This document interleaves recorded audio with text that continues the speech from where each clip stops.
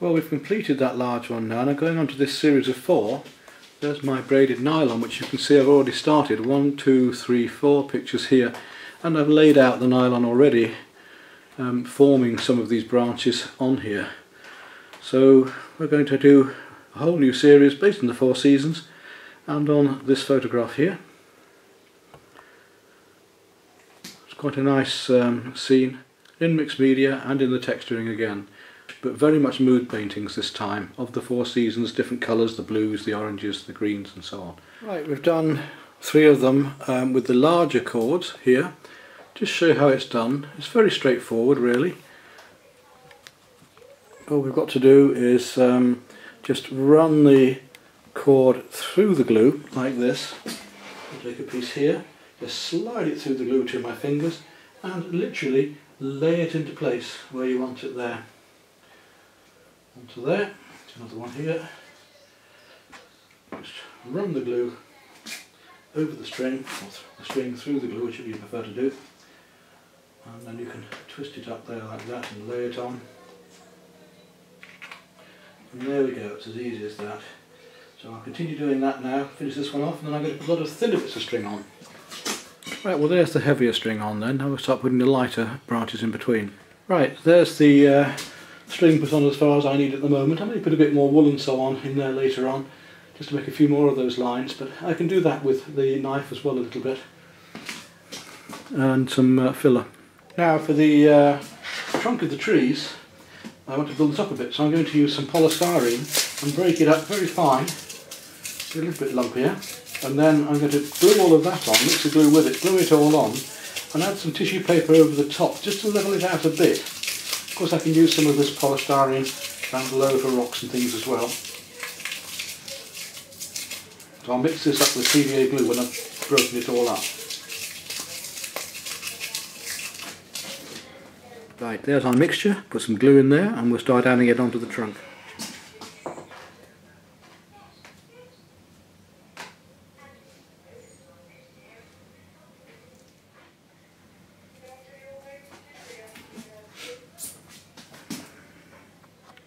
Right, well that's it for this stage of things. We'll just let that dry off totally now, and then I'm going to put some tissue paper over there to start to level them off. You can see the other 3 have been done in the same way.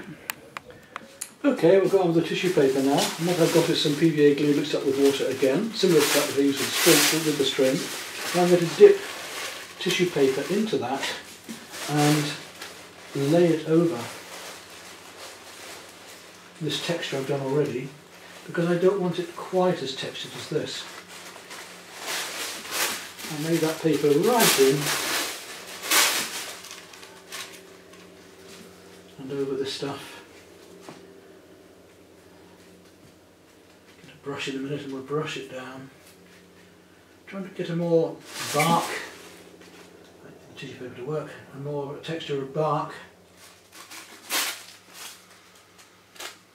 So we've lost a lot of the texturing of the little boards, but that won't really matter for what I'm doing. And I can still build up over this. And there we are, we can build that up like that. So we can then take the paper as well, not just on the textures, and we can scrumple the paper up, actually add more texture into this, like that, with just the paper. Get the effect of these old roots and things coming out of here. Okay, well there's the tissue on, and that's going to go clear, which is rather nice. And you can see I've done the other ones as well.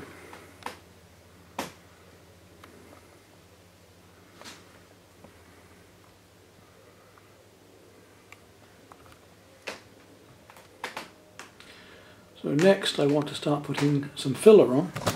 I'm building up some filler over these areas into the leaves and bringing these branches in, linking them out, and then we'll start doing the textures. Right, I've mixed up some filler and water and a little bit of PVA glue, and now I'm going to continue building up these branches, actually working out from them now. So I want some of these heavier branches here coming in, building actually into the tree and up and out, so that they're not just bits of string, They actually start to look a bit branch-like. But I have to put some PVA glue with the filler because otherwise it's going to be too brittle. We want it to just be fairly plastic and not break off. Also it makes it adhere better. Filler. So I've got enough of the filler just there for the moment. When we come around to here I'm going to be using the filler again and really getting into texture around here. While I've got the plaster on the go, I might as well experiment on this one. There's plenty of the stuff, and I'm doing 4 of them after all, so I can expect to use a fair amount. Although the textures are going to be very similar on all of them, the actual colours are going to be very, very different. I'll let that one dry up a bit, but at least it's giving us some ideas of what we're going to be doing as I explore them. Okay, they've all been done with the fork texture and the branches have just been built out. So now it's down to the texture of rice and peas and so on, finer texture for the leaves. Okay, you've seen the earlier ones already produced. Now let's do the last one just to show you. Here I mixed a load of rice with PVA glue and some water, and we're going to start spreading it on through here to get these lovely finer textures of leaves going across the back here.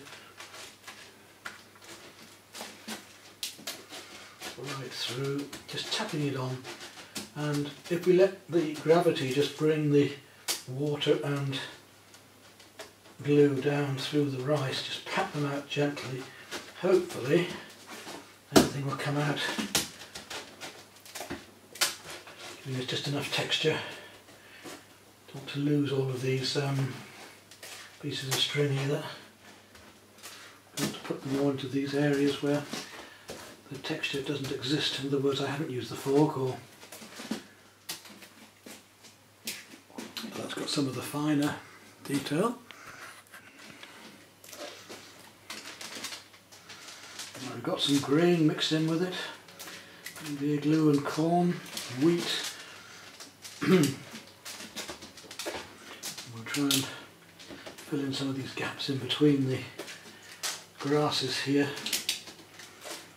Clean up the floor later as well. And these are all going to be leaf litter. Right, now I've got to mix up some of the heaviest ones. Now I've got a beautiful mixture of split peas and pulses and so on. We'll start spreading those on. For the bigger leaves, like around here.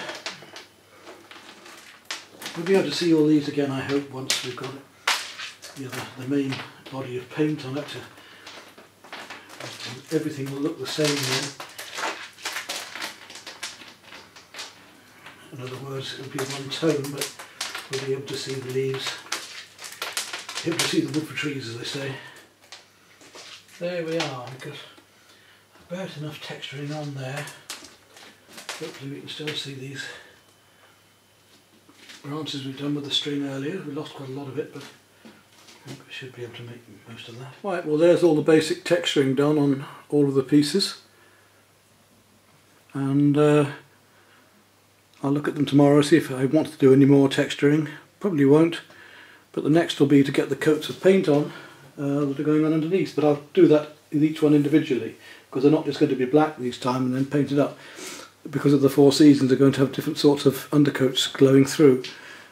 So I'll have to work that out as I go along. Okay, the textures in this are all dry now, except for the paper, not quite dry, it doesn't really matter. What I want to do next is look at the light areas of the sky before I put those darks in. I'm going to paint all down through these light areas on all of the paintings, and then work the darks in on all of the paintings, and then I'm going to do the background colours after that. And then I want to, before I do the background colours, I want to trickle some black on as well, and just get the darks back in again. But we'll discuss that later. So first of all, I need to get into here, and all of these areas that are not too textured. It wants to be a little bit more liquid, so I've mixed white a little touch of lemon yellow and a little bit of magenta, just to give myself a tint into the white. It's not pure white. And I've got to paint a little bit into the texture as well. I don't want the brown showing through too much here. I do want to have light showing in, but I'm going to come across this texture as usual later anyway. See the amount of paint it uses though, and I put a lot of paint in here actually. And I'm going to do these first coats with the painting laid flat. But when I come to do the final painting, then I'm going to be putting it up on the easels, so that when I put the darks over this, these lights are going to show below. And when I do the darks, I'm going to start doing the opposite, because when I put the darks into the recesses, of course, it'll mean that when I put the lights on top, they'll show. So it's not cheap on materials working like this, depending whether you can get your materials cheap, but certainly PVA glue is not. You can find places on the net for it. It seems to range between 20 or 30 pounds a gallon to about £5 or £6 on the washable ones for the children, which do just as well. So you'll have to decide what you want and where you're going to buy it from, whether it's Amazon or eBay or whatever, or a more reputable firm. Obviously you get what you pay for. If you want a higher quality, then you've got to pay a bit more money, but for this sort of work generally the lower quality is fine, as long as it gives a nice shine and it holds things together. That's the thing. Right, now I need to make up some very light blue before we go through to our other lighter colours in the background. So I'm using these big tubs.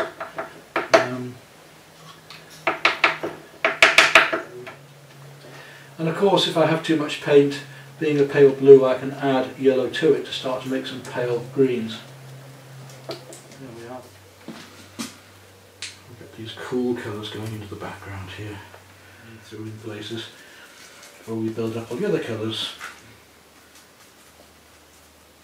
In fact, I haven't got much less to use to mix. So I haven't got much more to use to mix to actually make a green. So I'm going to have to put some more white in anyway. So it's very materials hungry, this method. Working these blues right in then into here. I don't want to be left with the colour of the rice really at the end at all. A little bit of it showing, but just hold it together with the creams. But mainly we need. That's almost got our lighter colours done. I want a bit more sort of mid-grey now. Colours. That's what we're going for now. We've really got to get the painting working as it would even without the textures. Quite thinly now. I'm using quite a watered down mix here.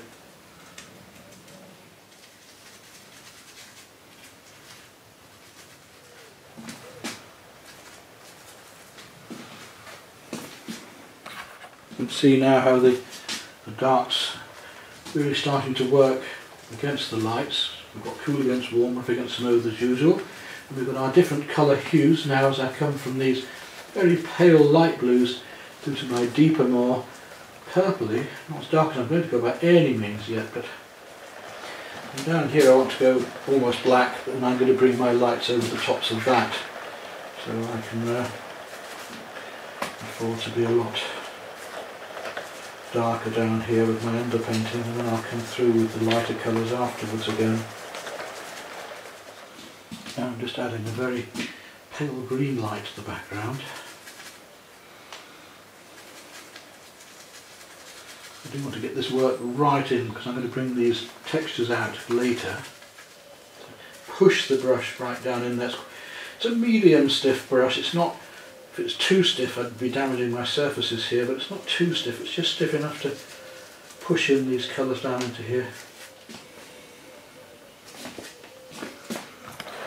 Right, I'm just going to start working in some of the darks before I come down to just purples and so on. And this paint, it's a very damp day today. You can hear the rain on the ceiling anyway. This paint is not, the light paint is not dried yet. I'll get right into these colours now, right into the depths of it. I don't want any white showing at all. Right, quickly building up this picture now, and the more layers we get on, the more effective it looks. Wouldn't much point otherwise, would there? but try and get rid of most of these bits of white down here if possible. Don't mind the others, so that the yellows will show out later. And we've got the light shining through the tree more then as well, which is the effect we wanted. Now, get down here and finish this off. And there we go. See, it looks so much more interesting now we've got colour onto it. When I start to put the light colours over the textures, it's really going to come out. Right, looking at techniques now, I'm using a bit of black on this sponge just to come over some of the texturing again here a bit more. And this rather interesting little tool here, which my partner lent me for putting icing on cakes. Quite a nice idea, and it actually will, just trickling it along, it will draw quite nice branches on here, so I can use that as well to make these branch effects just by dragging it across. I can just mix a little bit of water with the paint, not much. I'm going to pick up any other textures later anyway, but I want to get some more of these fine lines in. It's becoming. So I want to get these dark areas in before I put any of the very light colours on. Right, next I'm going to go back with my brush and the black paint, just touch up some of these textures, and that's before we start to really work the leaves onto this.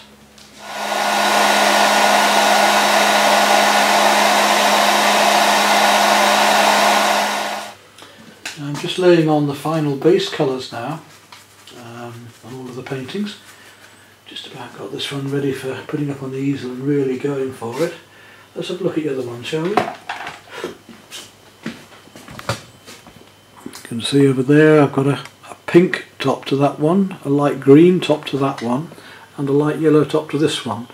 All to play as opposites to the colour circles against each other as I do these 4 seasons.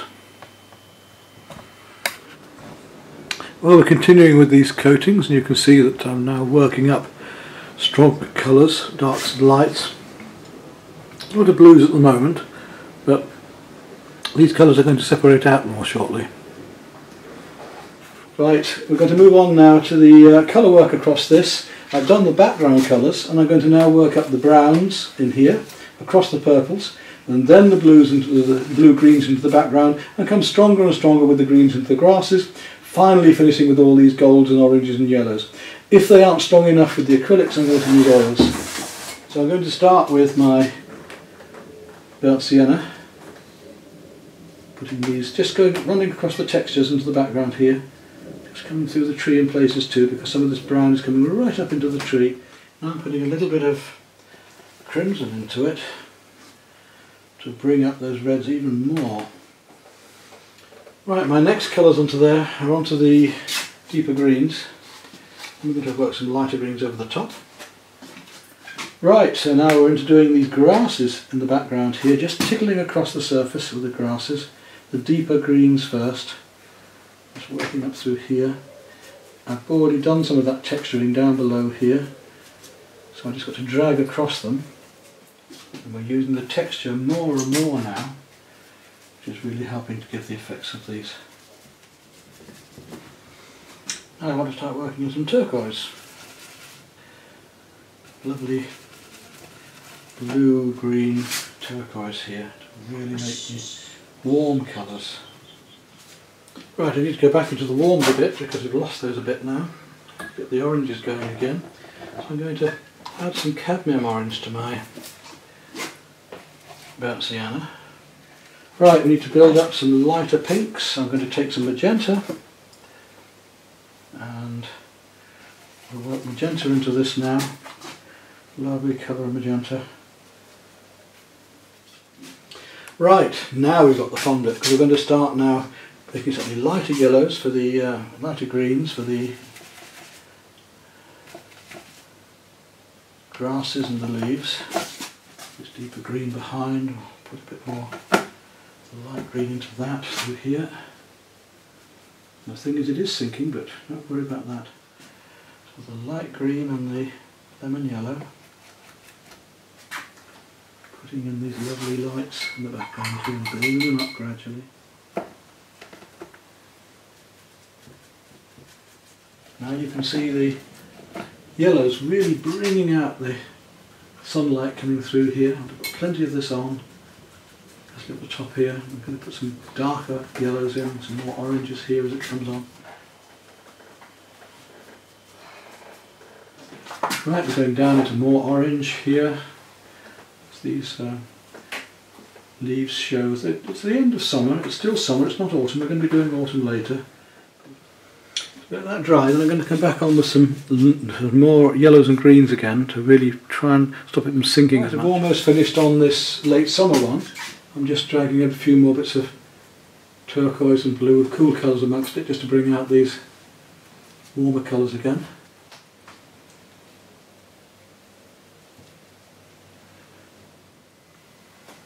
Just come in on this and have a good look around the texturing, and we'll see closer how the various grains, fork, grasses and so on have been used to get this effect of sunlight. And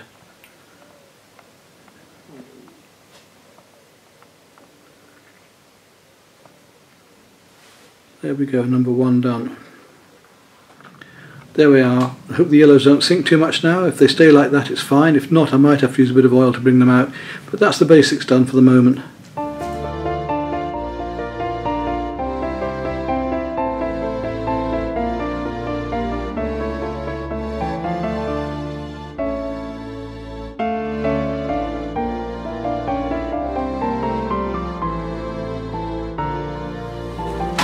Okay, I've just put some more pink over this. Keep thinking it's done and then the colours sink. Let's see if those pinks stay now. If they don't, I'm going to have to start using oils, I think, but we'll see.